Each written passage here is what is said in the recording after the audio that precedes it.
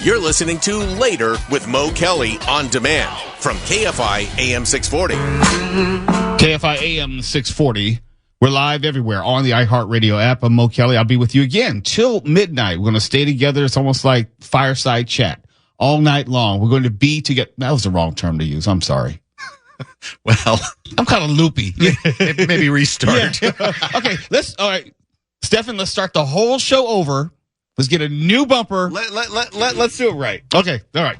Hold on. Let's rewind. KFI AM 640. We're live everywhere on the iHeartRadio app. See, that's much better.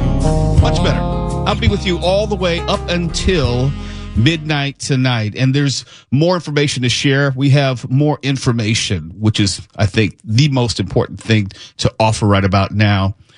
We have new fires to discuss. We have to update some of the other fires which have started earlier in the week. There was a huge press conference earlier today, and I can't really overstate how important that press conference was, talking about pending curfews, which are coming to the evacuation zones, updating the fires, updating relief efforts, FEMA information. It was really, really important. So I'm going to make a point of replaying select portions of that press conference today to make sure you have that information if you missed it earlier. And speaking of earlier, if you were listening to Tim Conway Jr., you might have heard a conversation that he had with KFI's own Deborah Mark.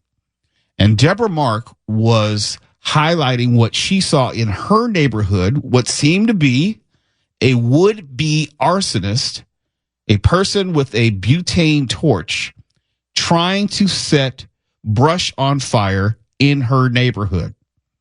And now I'm seeing the actual news reports pop up that LAPD has confirmed to a number of outlets that the Kenneth fire, which is up to about 960 acres, is now being investigated as an arson case. And one person is in custody. We talked about this last night. And for me, and I'm not into conspiracy theories, but I do like the totality of evidence to point in one direction. And when I was looking at the Hollywood Hills fire, the Sunset Fire last night, and when I was looking at the images of the multiple structures and houses in Studio City burning down, I was thinking, like, wait a minute, I lived in that area once upon a time, one streetlight away from where those houses were on fire in Studio City. And I'm not like really great with geography, but I kind of know that area. And I know the Hollywood Hills are nowhere close to Studio City. And I was just thinking in the back of my mind, and I verbalized some of it. It seemed very strange to me how allegedly embers flew from Altadena, Pasadena, all the way over to the Hollywood Hills, and then all the way over to Studio City. That didn't seem likely that they would skip all the structures and houses in between, that embers would fly that far and not set anything on fire in between. And we heard about more and more looters being arrested, more and more shenanigans of people who are trying to take advantage of these situations. And if you've been watching TV, they've been interviewing residents, how they've seen people with bad intentions go in and out of these evacuation zones, trying to victimize the people who have already been victimized due to having been evacuated or losing their homes. And we know that whenever there is a disaster, there is a propensity for bad actors to come in and try to take advantage of the situation. I think we're there now. And now we have more news reports to support that fact. And this is a very dangerous time. I said last night, that we should all be very, very careful of our surroundings. We should remain vigilant. And I actually was in conversation with the people who live in my development and members of the HOA association to let them know that, hey, this is going on. We need to be aware. If you see people who should not be in your neighborhood or acting strangely, or obviously if they're carrying a butane torch, that might be the time that you call the authorities. Take pictures if you can from a distance so you can get some sort of a description of that person, but just be on high alert. And I say be on high alert because just because you may not be close to a particular fire, you may not be close to the Palisades fire, you may not be close to the Eaton fire or or any of the other fires that we know about right now. You may not be close to them, but when you bring in arson into the equation, then you may be, I'll say, just a few moments away from any type of situation. Let me say good evening to Mark Ronner. Mark, how are you feeling today? It was a long night last night. I don't know about you, but I didn't get a lot of sleep. How are you, Mom? I didn't get a lot of sleep either. And people don't know you weren't here for the first night of the marathon show. And can I tell your business? Yeah, go on ahead. No, you were out for some dental work. Yeah, I was like Rip Van Winkle because when you say I was out, I was totally out. I had some fairly traumatic work done, and I got good and drugged up for it. And when I woke up, all hell had broken loose. And poor Eileen Gonzalez, I'm sure she did a terrific job, but boy, did I feel like I should have been here.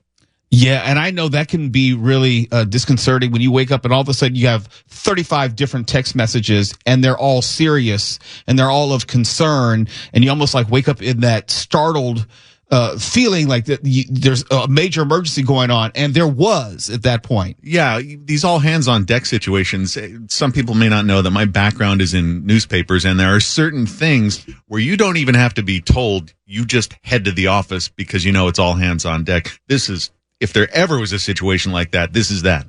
This is that. And if you thought that we were out of the woods, maybe that's another bad term to use, but we got to be careful of everything we send. No, we didn't go home and get lit. None of that. I'm not trying to be flippant. I'm really not. That's not who I am. But there is more to be concerned about because the National Weather Service has extended the red flag warning until 6 p.m. tomorrow for much of LA and Ventura counties. Gusty offshore winds tonight could be between 40 and 55 miles an hour with isolated gusts up to 70 miles an hour. So let's take the totality of what we know. The fires which are presently burning, like the Palisades fire, which has burned more than 20,000 acres, 5,000 structures destroyed. We can take a fire like that. We can take the Eaton fire in Pasadena, Altadena, and we can take what we know and then apply it to these wind gusts, this wind advisory, which is going to be, it's going to be another tough night. It's going to be another tough night. And we know that there are idiots out there trying to set fires as well. That's another thing we have to contend with. And let me just say good evening to Wallace Sharp. I know you've had a very full day as it is, but thank you for coming in, all despite what you've been going through. Yeah, man. It is rough all over. Tried to get back to the house today to survey the area and to try to get some pictures, to start maybe submitting some stuff to FEMA. And Altadena is on a complete lockdown. We asked the sheriff if we could go up just to take pictures, and they said this is a mandatory and hard enforced lockdown. They're letting no one up, for first responders only. They indicated that if anyone is up there defying the mandatory evacuation and lockdown, they will be arrested. There's already looters who have made their way into the area, and I hope you all roast in the fiery pits of hell. I really do. There is no excuse, no cause, no reason for you to be up there taking from people who have lost everything. So yes, there's a special place in hell for you, and I hope you visit there soon. And there's gas leaks there. The fire is ongoing.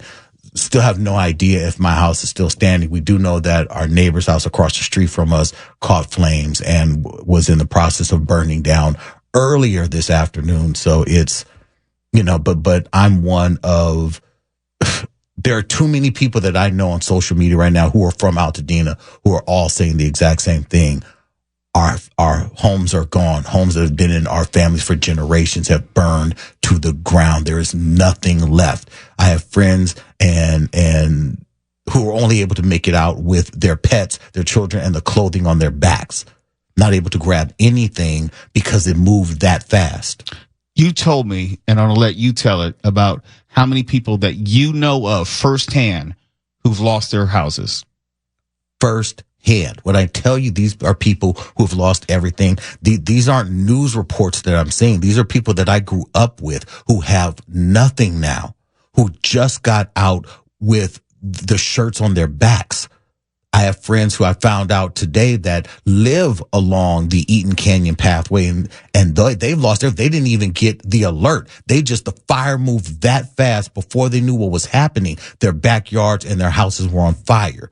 They had to run out. People that I know who have had family homes in Altadena going back hundreds of years. Altadena is an old historic town. These are houses that have been around for generations. And now these houses are gone. If you had to quantify, how many would you say? Right now, I know off the top, and counting everyone that I know personally, friends of mine who have lost their homes, right now, 25 people that I know who have lost their homes. 25. 2 who have lost loved ones. One of the 5 people who passed away in Altadena, I know one of their nieces. So yes, this hits really close to home when I see these reports. This is very personal. KFI is not just reporting on it. We're also going through it with you. You're listening to Later with Mo Kelly on demand from KFI AM 640. KFI, Mo Kelly. We're live everywhere on the iHeartRadio app.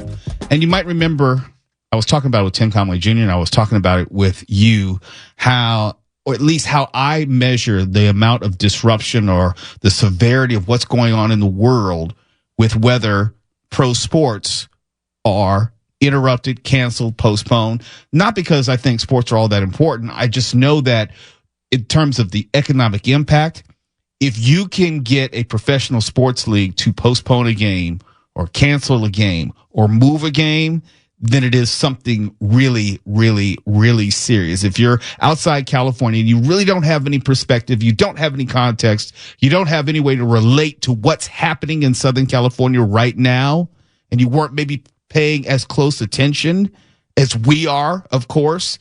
Well, if you're just a casual observer, then you would look at what's happening right now in the NBA and the NFL and realize this is a huge deal. The NBA postponed tonight's game between the Lakers and the Hornets because of the wildfires. In fact, the coach of the Lakers, JJ Redick, lost his home. That ought to tell you it does not matter who you are. It does not matter where you are, at least in Southern California. It is touching all of us. Now, when that game is going to be replayed again, I think it's going to be maybe sometime next week. For me, it doesn't really matter, but it highlights how very serious a moment this is. That's just the NBA. And the NFL, you know, the Rams and Vikings, they were supposed to play on Monday night at SoFi Stadium. SoFi Stadium, 3 miles from where I live. That's another thing which makes it kind of hit home for me. 3 miles from where I live, Vikings, Rams, they are not going to have that wild card game here in LA. They are moving it to Arizona because of the fires. Now, the game is supposed to be at the same time, and it's still going to be the Vikings and Rams, but it will not be a true home game for the Rams, as it's going to be moved to State Farm Stadium in Glendale, Arizona. We are in a very, very dangerous moment in Southern California history. And this pretty much underscores what, if from a historical standpoint, you take a step back. I think about when the World Series was interrupted by the earthquake in San Francisco. We obviously remember what happened with 9/11 and George Bush throwing out the first pitch during the World Series. There are very few moments in which we can say that professional sports or college sports are interrupted. Of course, during COVID and the whole, I don't know if you remember, it came down to like in a 2-day period. There was this player called Rudy Gobert, and he was making fun of the COVID virus, and he was like spitting all over the mic during a press gathering after a game, a post-game presser, trying to make fun of it in Utah. And I think maybe the next night they shut down the league, just like shut down the whole league. This is one of those times. Unfortunately, it has to do with us in our lives here in Southern California, but this is how serious it is. In fact, there was a huge press conference earlier today. It was about 5:00. And this was one of the few press conferences I felt that there was real information, solid information. When you get beyond all the platitudes and the thank yous and want to celebrate your work, get rid of all that. You had some real information which was disseminated, and I'm just going to play some of it so you have it and you can be mindful of it. We'll be replaying it all throughout the night. This is Sheriff Robert Luna earlier today. Just a quick overview. We have close to 500 sheriff deputies working throughout the county, working on evacuations, working on traffic control, both ingress and egress. And we are also working what we call looter suppression. It's unfortunate that we have to assign people to do that task, but we have, and we have made arrests behind that. In regards to resources, on the way to this press conference, our Northern Command made a request for 100 more deputies, or roughly 100 more deputies. So we are in the process, from a mutual aid perspective, of sending what we have internally and then requesting resources from counties around us as we are working, as you see and hear, many different priorities. Because this event continues and we continue to get new fires, the mayor mentioned it, Chief McDonald mentioned it. I've been working with the state, the Office of Emergency Services, for the last several days in trying to estimate the California National Guard and how they would be utilized. We made the official request earlier today, and I'm happy to report that they have been staged and ready to go. They're going to get deployed to specific missions. The first missions will be at the Palisades fire, at the Eaton fire. They will be supporting the city of Los Angeles as well. Mayor Bass and Chief McDonald made that request to us. There are several other cities that have requested National Guard resources. The city of Santa Monica, the city of Pasadena, the city of Arcadia. And I'm sure as time goes on, there will be others. Our Emergency Operations Bureau will distribute not only mutual aid resources throughout the county as needed, and then we may have to redeploy people, whether it is police officers, deputy sheriffs, or National Guardsmen, as we see. And then the state, again, I can't say enough about the Office of Emergency Services and the support of Governor Newsom, who has basically called and said, what do you need? What else can we send you? I also received a call from Commissioner Sean DeRee from the California Highway Patrol. We have been utilizing their resources and using them through a mutual aid response throughout the county. I want to switch gears momentarily. You've heard the word curfew come up a couple of times. We as the county are in the process with our attorneys and our Office of Emergency Management of drafting that curfew paperwork. And as we're doing that, I cannot tell you if the curfew will be enacted tonight. The goal is for it to be enacted tonight, but once we get everything done, we may enact it tomorrow night. That's real important. That's very important. In the areas that have been evacuated, do not go in there unless you have specific business. And right now, the only people who have business in there are firefighters and law enforcement, or some kind of worker that's trying to put utilities back together for us. You will be detained. You will be arrested if you're doing there and you're up to no good. And as the mayor said, we've all talked to the district attorney, who says that they will prosecute without hesitation. So you may have legitimate reason to want to check on your home, like Tuwala did, but there is going to be a curfew coming either tonight or starting tomorrow night, per Sheriff Luna. And we'll talk about this as well, it's probably going to be managed in part by the National Guard. This is not a time to play around.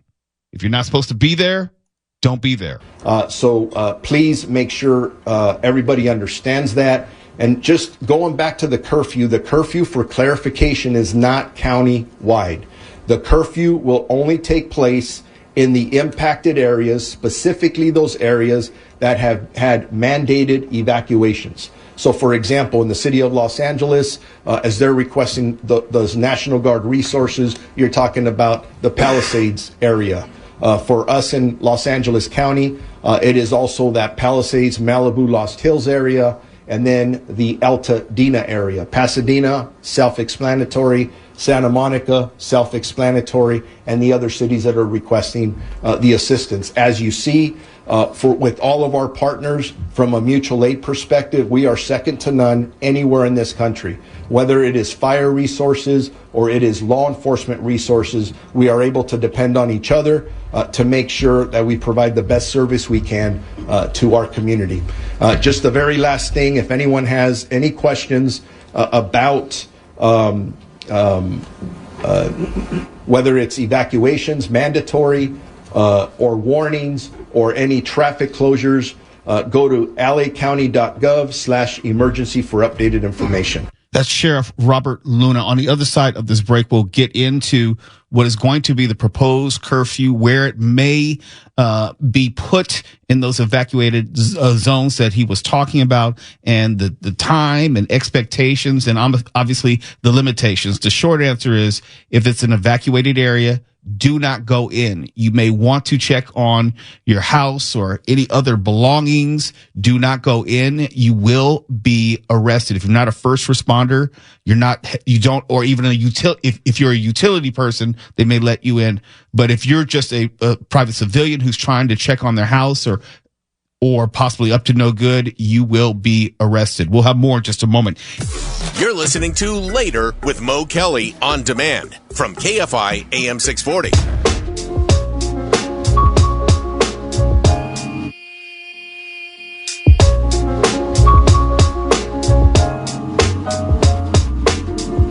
KFI AM 640. I'm Mo Kelly. I'll be with you until midnight tonight as we continue to discuss what is happening right now with these deadly fires. The Palisades fire has burned more than 19,900 acres. Let's call it 20,000. Destroyed more than 5,000 structures. And as an aside, we talk about homelessness. As an aside, we talk about the cost of living, trying to find a place to stay and afford here in Southern California. This is just going to make it all the more difficult for people who had maybe a residence, won't have a residence now. And I think the biggest misconception about these fires, if you look at it from the outside in, if you take a poll of social media, if you look at what people are saying outside of California, they hear Palisades, or they may see the pictures of what were large, luxurious houses, get the wrong impression that this is just about wealthy people, and it couldn't be further from the truth. It's mostly working class people. If you think about how Pacific Palisades is not a single demographic, not a single economic demographic, there are people, wide ranges of economic strata in Pacific Palisades alone, saying nothing of Altadena and Pasadena. And if you even talked about the Sunset Fire in Hollywood Hills last night, if you've ever been through Hollywood, the southernmost portion of the Hollywood Hills, it's just apartments. It's just regular people like you and me. Or at least I'd like to think of myself as a regular person. I am not affluent by any stretch of the imagination. This is regular people who are suffering right now. And I was just having a conversation with Twala and our program director, Chris Berry, about how this is going to be a tragedy which is not limited to one day, not limited to 1 week, 1 month, or even 1 year. The process of rebuilding houses is one thing, but the process of rebuilding people's lives is something altogether different. And we haven't even really gotten to that point, because people haven't even really started filing their insurance claims. They can't even get to the location of where their houses were because they're in these evacuated zones, and they can't even get close to them to get an accurate assessment. I was playing for you last segment the audio from Sheriff Luna about possibly implementing a curfew for these evacuated areas, and they're presently still crafting the curfew order. It has not come down. But as of this moment, it would be for the Palisades and Eaton fire areas. Luna said they're working through the legal process to get it done. That's why it hasn't been implemented yet. And it would run from 6 p.m. to 6 a.m. Since it's already past 6 p.m. now, it probably won't be put in place tonight, but you can likely bet that it will be in place tomorrow night. And that would be for Palisades and the Eaton fires again. Other questions people have is like, what's going on with schools? We know that most of the school districts have closed for the rest of the week, but not all of them. Have any arrangements been made as far as digital learning? Well, going back to the press conference earlier today, all of that was specifically addressed. Today, we closed all schools in Los Angeles Unified School District, and we announced earlier today, because of a detailed examination of scientific data, wind trends, and the continuity of these awful fires, that would be prudent to announce early on the closure of all schools going into tomorrow, January 10th. This is Superintendent Carvalho. We made this decision after reviewing, first and foremost, air quality data. Fires may be far away from some communities where we have schools. However, winds are transporting particulate matter, smoke, and ashes across the entire district. And yes, we celebrate when the winds subside, because that allows more effective combating of fires. But when the winds subside, often that cloud of smoke lingers over certain communities. When the winds pick up, obviously the fires explode, creating more smoke. Smoke for us is the enemy, as it compromises the air quality around our schools. We opened 8 feeding centers, grab-and-go food distribution centers across our community. We will increase that to 16 centers across Los Angeles Unified. We recognize that when we close schools, there are a lot of parents who depend on our schools not only for nutrition, but also for child supervision. That is why we partner aggressively, and I am indebted to the YMCA for opening 30 sites providing child supervision with enrichment activities at no cost to the residents of our community. So tomorrow, our students will continue in a continuity of learning methodology relying on digital resources available to them. We also recognize that some areas of our community are struggling with power, with electricity, obviously not being able to perhaps have connectivity or electricity for their devices. That is why at our regional centers we have packets of instructional materials for all grade levels and subject areas for those families that may need them. For tomorrow, not only are our schools closed, all extracurricular activities and athletic activities previously scheduled have also been canceled. Reopening the school system is not an easy process, particularly after a crisis like this one. We need to do indoor and outdoor cleaning, the replacement of filters. That's why I want to thank in advance our workforce, particularly SEIU 99, the Teamsters, everyone involved in the replacement of filters and the cleaning process in advance of our students and our staff returning to our schools. We will be examining the data tomorrow and into the weekend before making a decision about conditions as we head into Monday. I don't need to say what has been said. This is a set of unprecedented circumstances. At no point in the history of our community, or perhaps the country, have we had fires simultaneously happening, not one, multiple serious fires simultaneously occurring, wrapped around hurricane-level force winds. I come from a place where hurricanes are a constant, but there's no fire associated. So this is a real threat. I want to thank the first responders that are working tirelessly in our community, and we will be bringing information to our community, which can also be accessed on www.lusd.org. That was Superintendent Carvalho. We'll have more in just a moment. You're listening to Later with Mo Kelly on demand from KFI AM 640.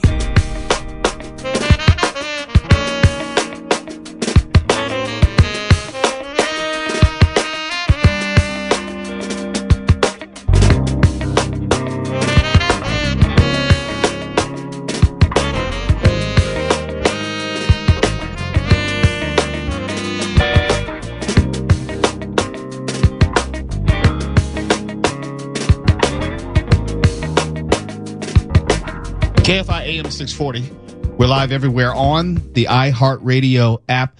And there was a major press conference earlier today where you had, we just heard from Superintendent Alberto Carvalho.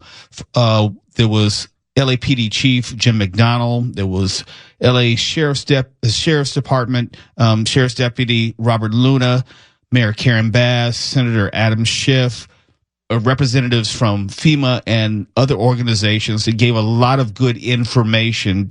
Strip away all the pleasantries and the platitudes about them patting themselves on the back about how good a job they've all done. Just, if you can, try to ignore all of that and just listen to the information about where you can get supplies, where you can get help, where you can get temporary shelter.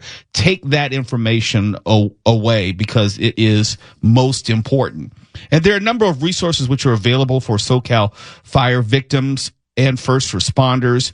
We will be giving you that all throughout the evening. So just to give you just a sense of that, look, for example, Planet Fitness is providing people free access to locker rooms, showers, hydro massage loungers, electrical outlets, and Wi-Fi, regardless of membership status. So maybe you need a place to just stay for the night, or you need just a few hours to recuperate, charge up your batteries, and then you could be on your way. Planet Fitness might be an option for you. And that offer is valid until January 15th at Planet Fitness locations across Los Angeles County. Of course, we're talking about unimpacted areas of LA County. UFC Gym is offering residents, first responders, and others affected by the wildfires free access to locker rooms, showers, recovery services, electrical outlets, Wi-Fi, and more, all through the month of January. And also it applies to those with or without memberships. And it shows the locations in which you can take advantage of it. Brea, City of Industry, Corona, Costa Mesa, Huntington Beach, La Mirada, Oxnard, Rosemead, and Torrance. And right now, let's listen to LAPD Chief Jim McDonnell, who spoke earlier at this press conference, and listen to what he had to say. Los Angeles Police Department extends our deepest sympathy to those who've been affected by the devastating fire. Our community is facing significant challenges, and ensuring the safety and well-being of our residents is our number one priority. The department is fully committed to protecting lives, property, and critical infrastructure during this crisis. I want to also, as you've heard, I don't know that we can thank enough the members of the LAPD, the Sheriff's Department, all of our fire partners, and then others that don't get recognition, the Department of Public Works, Department of Water and Power, so many others that are out there on the front lines and doing the job to try and restore order to everyone. There was a fatality reported earlier today around 10 a.m.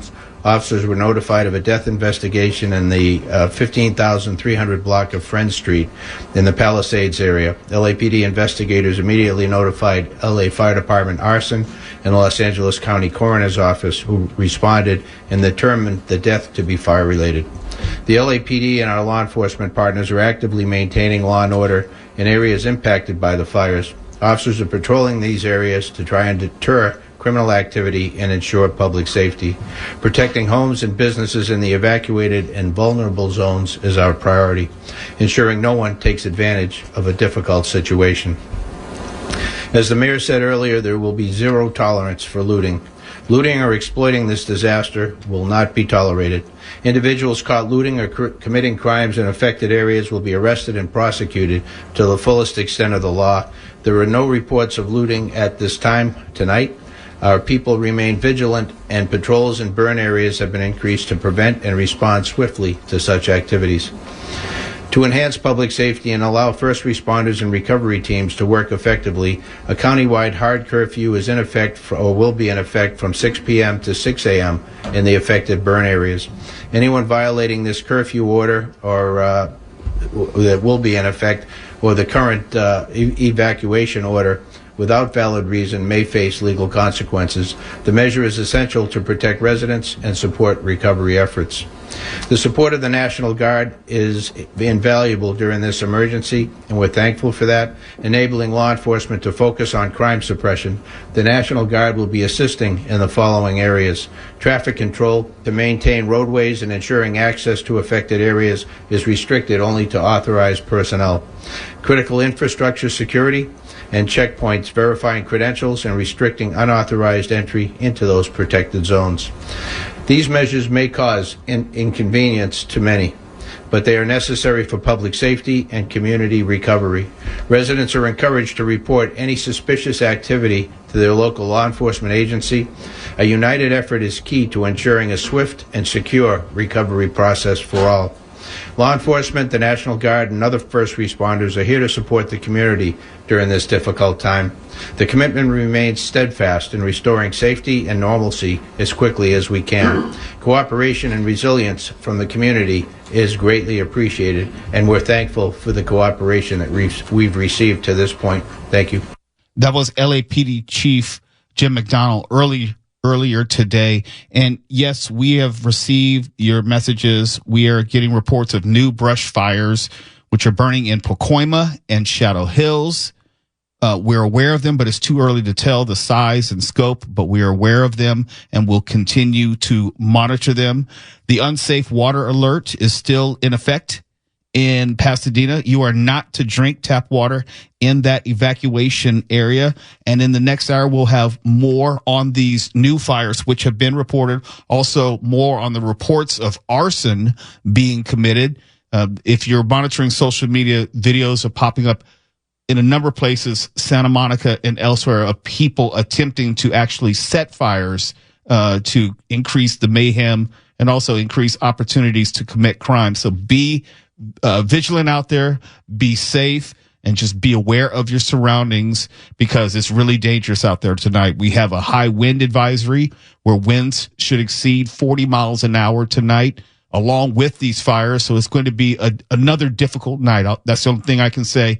I might as well give it to you plainly. It's going to be another difficult night for all of us, for first responders. And the only thing we can do is do our part to make it as a workable as possible for our first responders, that we don't get in the way, that we don't make their jobs more difficult, and we don't make it more dangerous for them as well. I'm Mo Kelly. I'll be with you until midnight tonight. So keep it right here. KFI AM 640. We are live everywhere on the iHeartRadio app. Fires are raging. KFI News is working. Stay safe. Stay informed. KFI. And KOST HD2. Los Angeles, Orange County. Live.